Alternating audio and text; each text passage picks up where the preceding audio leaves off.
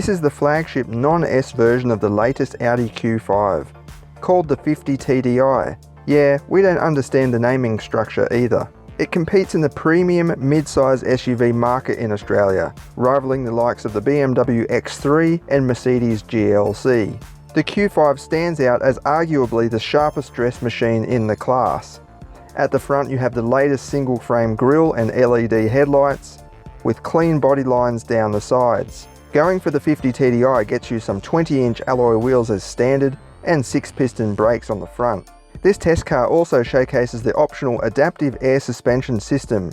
It allows you to lower and raise the vehicle at the touch of a button, with the highest off-road setting providing around 228mm of ground clearance. Although we have sped up the footage, the adjustment is pretty quick, and riding on air means the ride is lovely.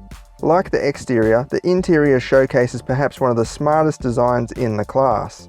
All of the controls and functions are laid out in a clean and clutter-free manner, and everything has a distinct German build quality to it.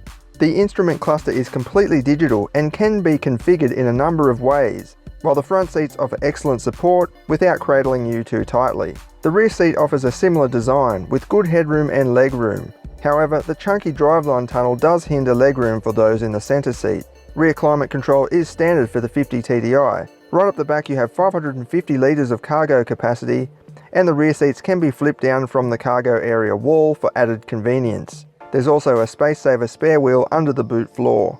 As for the 50 TDI engine, it's a 3-litre turbo diesel V6 that produces 210 kilowatts and a mighty 620 newton meters. It is one of the most powerful non-performance diesel engines in the class. This is what it goes like.